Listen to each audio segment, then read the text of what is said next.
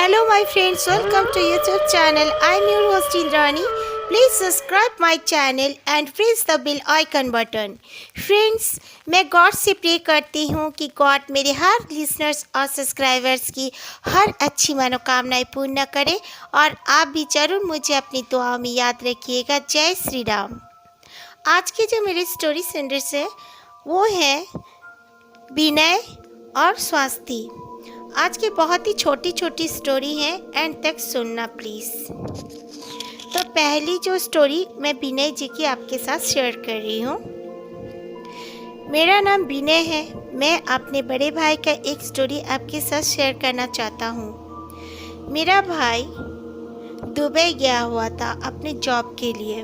मेरा भाई वहाँ पर एक रेस्टोरेंट में बहुत ही अच्छा सा जॉब मिल गया उसको। वहाँ पे एक सेफ हुआ करता था जो सेफ दुबई का ही था, वो दूसरे कंट्री का नहीं था। बहुत ही अच्छा इंसान था। मेरे भाई को हर दम वो अच्छी अच्छी बातें कहता था। मेरा भाई उस पर बहुत इम्प्रेस था। मेरा भाई बहुत पूजा पाठ भी करता था। रोज़ रात को बजरंगबली का चालीसा वगैरह पढ़ के सोता था और फिर सुबह उठ के भी पूजा पाठ करता था। उसका एक पास में, वो जिस रूम में रहता था उसके पास वाले रूम में एक लड़का रहता था जो कि नॉन हिंदू था। वो हिंदू लड़का नहीं था। वो भी अपना पूजा पाठ करता था और मेरे भाई को कहता था कि तू बहुत पूजा पाठ करता है ना। तो वो बोलता क्यों, क्या बात है? बोला मैं देखता हूँ तू इतना पूजा पाठ करता है, मैं तेरे पास आज रात को ऐसा कुछ भेजूँगा, मैं देखता हूँ कि तेरे पूजा पाठ में सही कितना शक्ति है। तो मेरे भाई ने कहा ऐसे क्यों बोल रहे हो, ऐसे कोई बोलता है क्या, हम लोग मामूली इंसान हैं। तो बोलने लगा नहीं नहीं मैं देखता हूँ। तो मेरे भाई ने इतना भी ख्याल नहीं किया, वो चला गया अपने काम पे। वो जो सेफ था वो दुबई का ही, उनका नाम कुछ हसन बताए हैं। हसन जी से उसने इस बात का डिस्कशन किया। बोला देखो ना, मेरे पास में जो रूम में एक लड़का रहता है मेरे साथ ऐसे ऐसे बोल रहा था। तो उन्होंने कहा कोई बात नहीं बेटा, तू फिक्र मत कर। अगर वो तुझे कुछ प्रॉब्लम करेगा भी, कुछ ऐसा भेजेगा भी, वो कुछ भी भेज ले, जिन भूत चुड़ैल, मैं हर किसी का तोड़ दे दूंगा तुझे, और मैं तेरे लिए खड़ा हूँ, तू चिंता मत कर। और उन्होंने एक मैचिस के डिबिया से एक मैचिस की तिल्ली निकाली और उन्होंने फूंक मारते हुए उसे दाएं बाएं किया और कहा तू ये ले जा और देखना तुझे कोई कुछ नहीं कर सकता, बोलकर उन्हें वो दे दिया। तो उन्होंने पर्स में रख लिया। वो चले आए। जब जिस टाइम में वो आते थे अपने घर पे, वो चले आए। आने के बाद वो अपना डिनर विनर करके आते थे। वो लेट गए, थके हुए थे। सुबह चले जाते हैं, रात को आते हैं तो सो गए। सोते सोते कुछ पहर उनको ऐसे लगा कि उनके कमरे में जैसे कोई इधर उधर घूम रहा है और कुछ अजीब सा आवाज़ निकल रहा है मुंह से।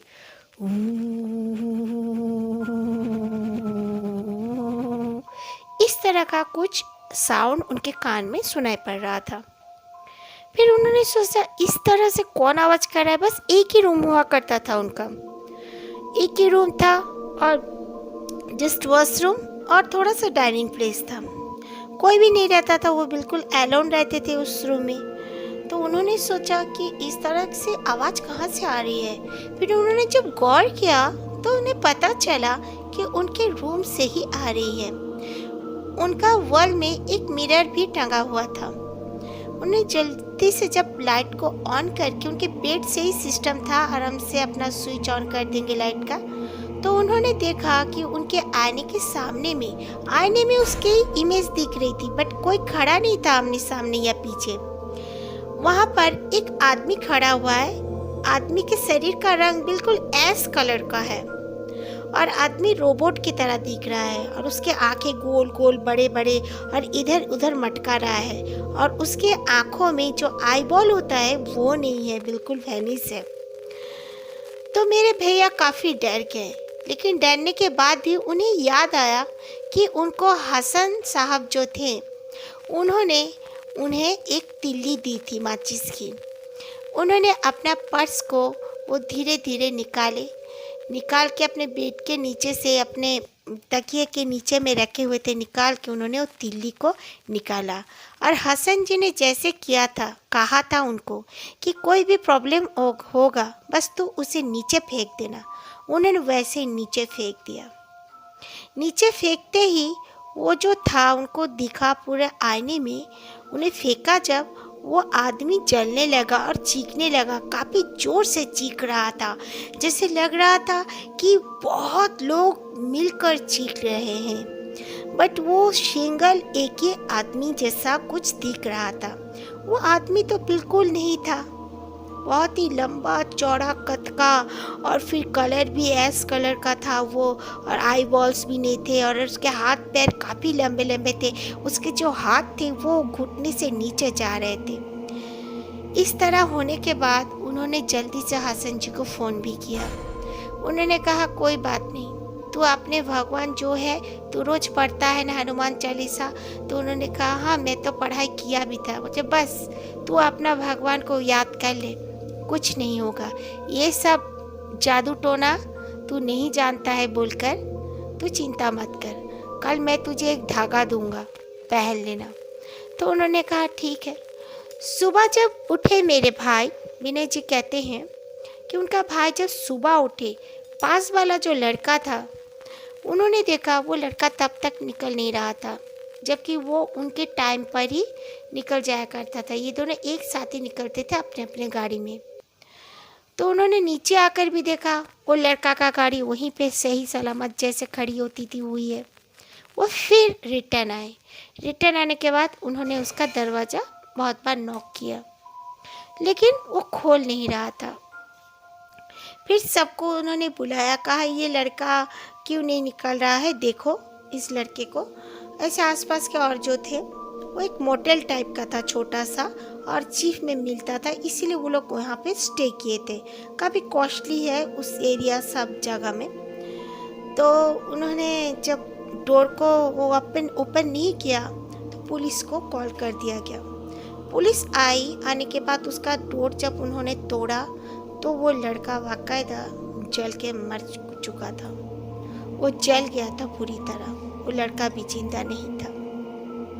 फिर हसन जी ने जब ये बात सारी सुनी, और विनय जी बताते उनका भाई को बहुत अफसोस हुआ कि उनको कुछ भी पता नहीं था। तो उन्होंने, हसन जी ने कहा नहीं, तुम्हें अफसोस करने की कोई ज़रूरत नहीं, उसने ज़रूर इस तरह कुछ चिल्ला काटा होगा कि उसने कोई जिन अपने कब्जे में रखा होगा। तो मैंने जो पढ़ के तुम्हें तिल्ली दी थी, तुमने उसे फेंका, वो जल गया।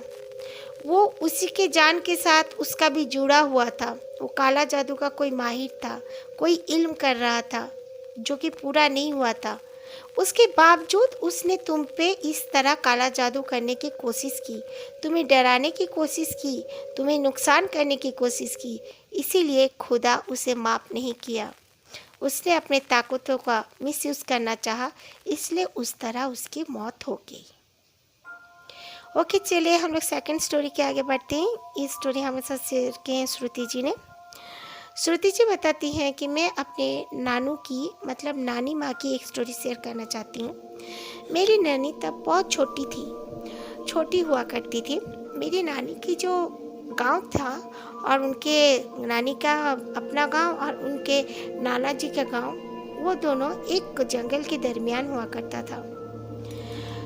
पहले ज़माने के वो लोग पैदल ही अपना सफ़र तय कर लिया करते थे। इसीलिए उनका नानी माँ अपने नाना जी के साथ पैदल ही चल जाने लगे। तब रात की समय हो चुकी थी। जाते जाते काफ़ी बारिश हो रही थी, और जंगल में कुछ ऐसे भी छोटे छोटे कॉटेज बने हुए थे जहाँ पे लोग रेस्ट कर सकते थे। इसीलिए वो लोग क्या किए, एक छोटे से कॉटेज में, सब कॉटेज खाली ही था तब, वो लोग नानी माँ का नाना जी, नानी और इनका जो श्रुति की नानी, वो लोग तीनों एक कॉटेज में घुस गए। घुसने के बाद वो लोग सोने लगे, लेकिन कॉटेज का जो दरवाज़ा ठीक नहीं था, बिल्कुल आधी टाइप की थी, ऊपर बंद नहीं थी। वो लोग सोने लगे तो अचानक से रात में काफ़ी ज़ोर ज़ोर से आवाज़ आने लगी, चीखने की, चिल्लाने की। वो कोई एनिमल्स की आवाज़ बिल्कुल नहीं लग रही थी। फिर ऐसा लग रहा था कि उनके जो कॉटेज के बाहर घोड़े दौड़ रहे हैं बहुत ज़ोर ज़ोर से। फिर वो लोग थोड़ा सा जब उठकर देखने लगे, इनके नाना जी ने कहा बिल्कुल नहीं, मत देखो उन्हें। लेकिन फिर भी इन लोग को दिख रहा था जैसे आँख के सामने में कोई एकदम आग लगाकर कुछ आगनुमा कुछ दौड़ रहा है इधर उधर, आग जैसा बिल्कुल लग रहा था।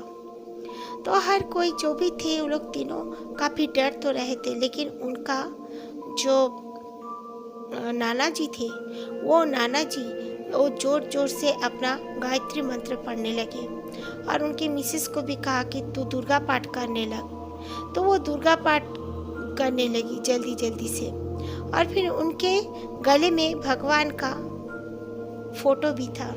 उसे एक दूसरे ने अपना अपना पकड़ा और भगवान का नाम लेने लगे। और श्रुति की नानी जो थी वो अपने नानी के साथ बिल्कुल चिपक के उनके छाती से चिपक कर पड़ी हुई थी और वो थोड़ा थोड़ा रो भी रही थी, डर भी रही थी। वो जो घोड़े जैसे चलने वाला वो कभी कभी उनके कॉटेज में झांकने भी आ रहा था। उसके फेस पे काफ़ी बाल थे, उन लोग को दिख रहा था क्योंकि वो लोग अपने लालटेन से देख पा रहे थे। वो लोग रास्ता देखने के लिए लालटेन भी ले जा रहे थे, अपना अपना दोनों ही पकड़े हुए थे। तो उन्हें इतना डर लगने के बावजूद भी वो लोग कुछ नहीं कर पा रहे थे। और वो लेकिन अंदर नहीं आ पा रहा था। अंदर क्यों नहीं आ पा रहा था इनको ये समझ में नहीं आई तब।